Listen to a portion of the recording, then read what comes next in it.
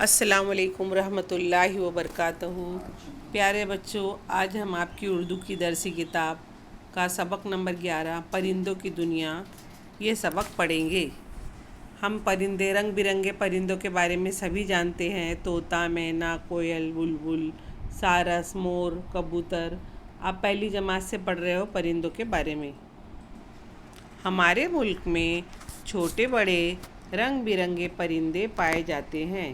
किसी की आवाज़ सुरीली है, किसी की भोंडी। सभी परिंदे अच्छा नहीं बोलते हैं, किसी की भोंडी आवाज़ भी है। जैसे कोयल बहुत अच्छा बोलती है, हू हू हमको अच्छी लगती है उसकी आवाज़। कौवे की आवाज़ हमको पसंद नहीं आती। तो सुरीली मतलब अच्छी आवाज़, भोंडी मतलब जो अच्छी आवाज़ नहीं रहती है वो। तो किसी परिंदे की आवाज़ सुरीली है, किसी की भोंडी। कुछ परिंदे आसमान में बहुत ऊंचाई तक उड़ सकते हैं। देखो, सभी परिंदे आसमान में बहुत ऊंचा नहीं उड़ते हैं। कुछ परिंदे ऐसे जो बहुत ऊंचाई तक जाते हैं, उसमें चील, कबूतर और अकाब वगैरह। चील, कबूतर और उकाब जो है वो बहुत ऊंचाई पर उड़ते हैं। कुछ परिंदे पानी में मज़े से तैरते हैं। देखिए बच्चों, पानी में तैरने वाले जानवर अलग होते हैं, लेकिन यहाँ पर बताया है कि कुछ परिंदे पानी में भी तैरते हैं। वो कौन से परिंदे हैं जो पानी में तैरते हैं? जैसे बदक और मुर्गा भी। बदक को तो सभी जानते हैं। मुर्गा भी जो है वो मुर्गे की तरह एक परिंदा है, लेकिन वो पानी में तैरता है, इसलिए उसका नाम है मुर्गा भी। आओ अब हम तुम्हें भारत के खास खास परिंदों के बारे में बताएंगे। तस्वीर में देखिए, आपको नज़र आ रहा है ना, ऊंचाई पर उड़ने वाले जानवर।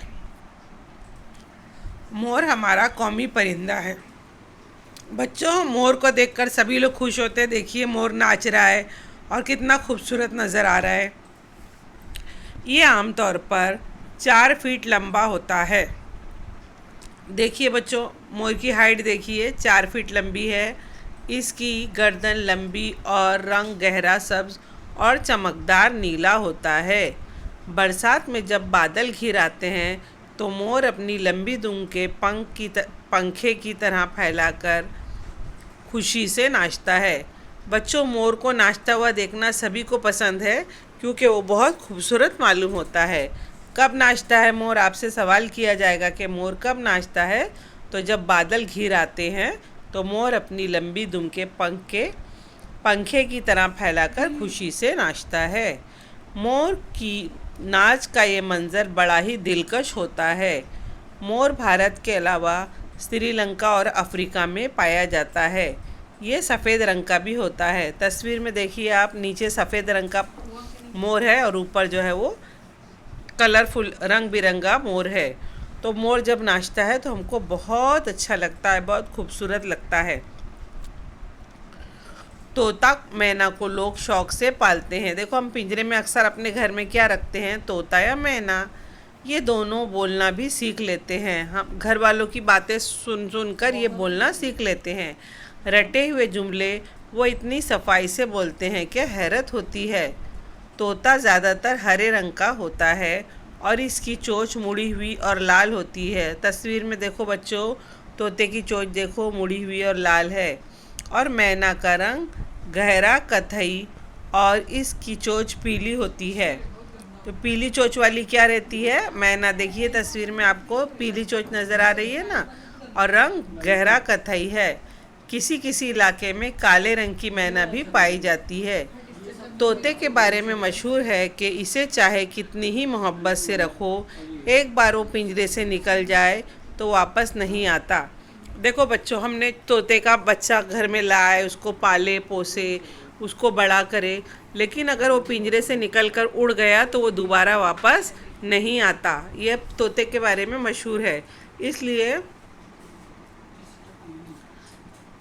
इसीलिए बेमुरव्वत शख्स को तोता चश्मी कहते हैं। अब बेमुरव्वत शख्स मतलब हमने किसी के साथ बहुत अच्छाइयाँ की, बहुत मेहरबानी करी, हमने उसके साथ बहुत एहसान किए, लेकिन उसने बदले में हमारे साथ बेईमानी की, तो ऐसे इंसान को बोलते हैं तोता चश्मा। मतलब जैसे हमने तोते को पाले पोसे बड़ा करे, लेकिन पिंजरा खुल गया तो वो चला गया उड़कर, फिर दोबारा वापस नहीं आया।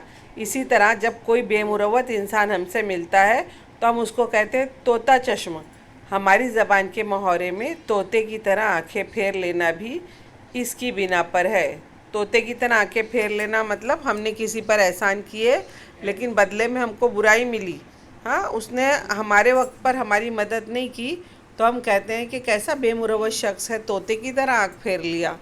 तो ये तोते की एक कहावत बन गई है कि तोता ऐसा करता है, उड़ जाता है और दोबारा अपने मालिक के पास नहीं आता है। इसीलिए ये एक मुहावरा बन गया है, तोते की तरह आंख फेर लेना।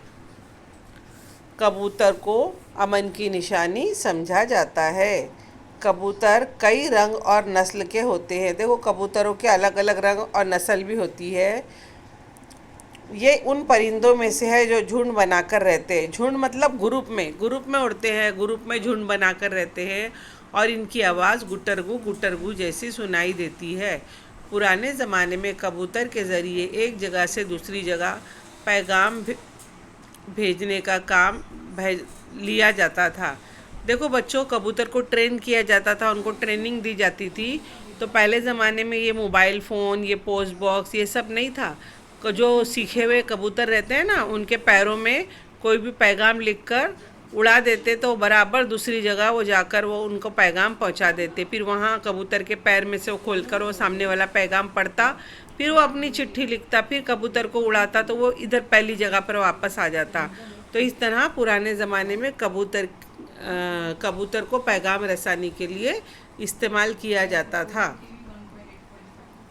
मुर्गियाँ तो सभी जानते हो, मुर्गा मुर्गी। हाँ, मुर्गे और मुर्गियाँ पालतू परिंदे हैं, हम इसको पालते हैं। देखो, हम मोर कबूतर ये नहीं पालते, लेकिन मुर्गा मुर्गी सभी पालते हैं।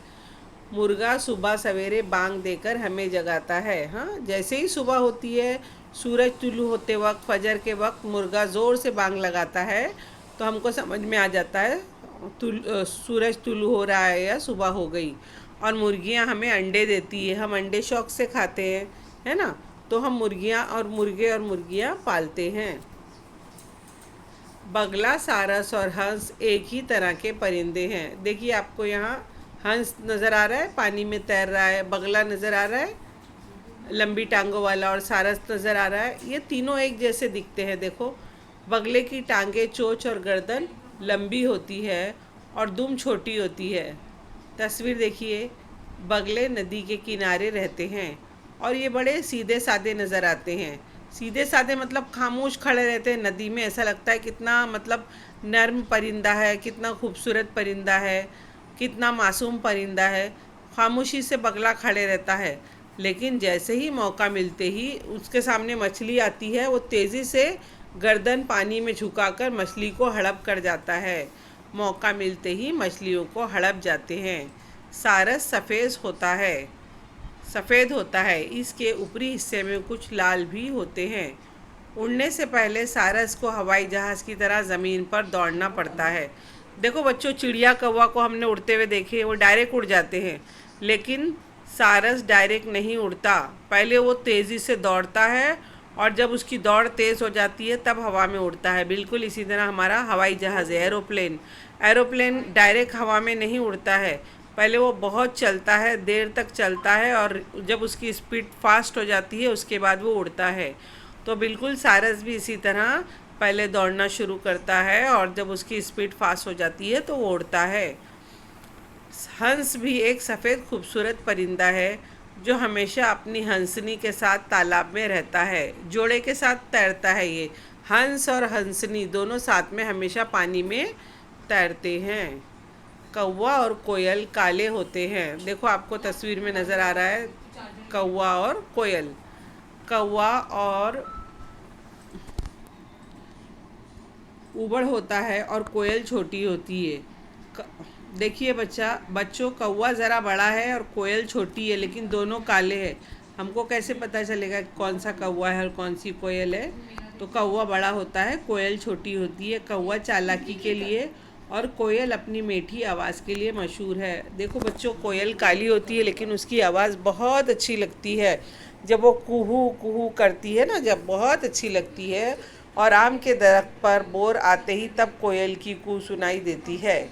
हाँ, आम के दरख्त पर रहती है। वो आम के दरख्त पर जब बोर आती है ना, मतलब पहली पहली कैरी आती है, तो वो ज़्यादा जो है वो आवाज़ करती है। कुदरत ने परिंदों का जिस्म ऐसा बनाया है कि वो आसानी से उड़ सकते हैं। देखो, सभी जानवर उड़ते हैं क्या? जैसे हम नहीं उड़ सकते, जैसे बकरी, बैल, भैंस ये नहीं उड़ सकते, लेकिन अल्लाह ताला ने परिंदों का जिस्म ऐसा बनाया है कि वो आसानी से उड़ सकते हैं।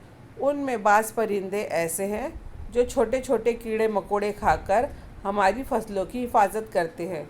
देखो बच्चों, हमारी फसलों को कीड़े मकोड़े नुकसान पहुंचाते हैं और ये परिंदे आते हैं और उन कीड़ों को खा लेते हैं, तो हमारी परिंदे नुकसान से हमें बचाते हैं।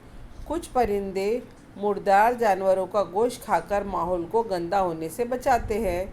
उनमें से गीद एक अहम परिंदा है। देखो बच्चों, जो जानवर मर जाते हैं ना, उनकी बदबू चारों तरफ फैल जाती है और माहौल ख़राब हो जाता है, तो गिद्ध क्या करता है? मुर्दा जानवरों का गोश्त खाता है।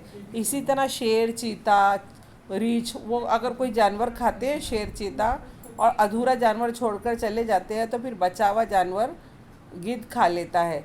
तो इस तरह वो हमारे माहौल की सफाई करता है, गंदगी होने से बचाता है, और इसकी उम्र बहुत लंबी होती है, बहुत दिनों तक जीता है ये गिद्ध। मगर इस परिंदे की तादाद अब घटती जा रही है। घटती जा रही है मतलब गिद्ध अब बहुत कम रह गए हैं। परिंदे आमतौर पर घोंसले में रहते हैं और ये अपना घोंसला बनाने में बहुत मेहनत करते हैं। बाज़ परिंदे तो इतना खूबसूरत घोंसला बनाते हैं कि देखकर ताज्जुब होता है। उनमें से सबसे ज़्यादा कारीगरी से बना हुआ घोंसला बया का होता है। देखो बच्चों, अगर हम बया का घोंसला देखेंगे तो बहुत ताज्जुब करेंगे, जैसे किसी इंजीनियर ने बनाया हो। इतने तरीके से बनाते हैं, इतना बारीक बारीक उसको बुनते हैं। बया नामी चिड़िया इतना खूबसूरत घोंसला बनाती है कि हमको ताज्जुब होता है कि इतना खूबसूरत एक जानवर ने कैसे बना लिया। बया एक छोटा सा परिंदा है और इसका घोंसला सबसे ज़्यादा खूबसूरत होता है। एक दरख्त पर तरह तरह के परिंदे रहते हैं। सबके घोंसलों की बनावट अलग होती है। हर जानवर अपना अपना घोंसला बनाता है और हर परिंदे की घोंसले की बनावट अलग अलग होती है। किसी का घोंसला टोकरी की तरह तो किसी का बोतल की तरह होता है। ऐसे परिंदे भी हैं जो अपनी लंबी चोंच से दरख्त के तने में सुराख करके अपना घर बनाते हैं।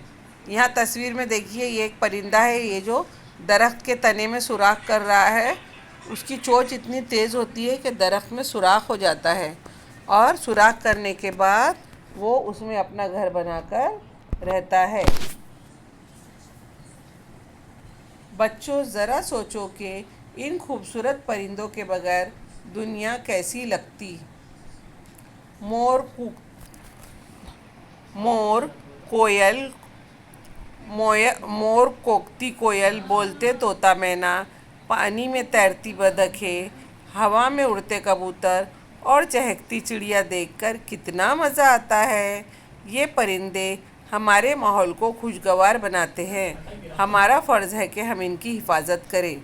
देखो बच्चों, कुछ बच्चे जो है वो शरारत करते हैं, गुलेल से परिंदों को मारते हैं। ये बहुत बड़ा गुनाह है बेटा, नए परिंदों को मारना नहीं चाहिए और हमको इसकी हिफाजत करना चाहिए। क्योंकि ये परिंदों की वजह से हमारी दुनिया खूबसूरत है। अगर ये परिंदे ख़त्म हो जाएंगे तो दुनिया की खूबसूरती चली जाएगी। इसीलिए जो ख़ास तौर पर जब गर्मी बहुत तेज़ पड़ती है ना, तो हमारे घर के छतों पर हमको पानी रखना चाहिए, दाना रखना चाहिए, ताकि परिंदों को पानी मिल सके। क्योंकि पानी चारों तरफ सूख जाता है और परिंदे प्यास और भूख से मर जाते हैं। तो हमको इन परिंदों का ध्यान रखना है, इनकी हिफाजत करना है। ठीक है, अल्लाह हाफिज़।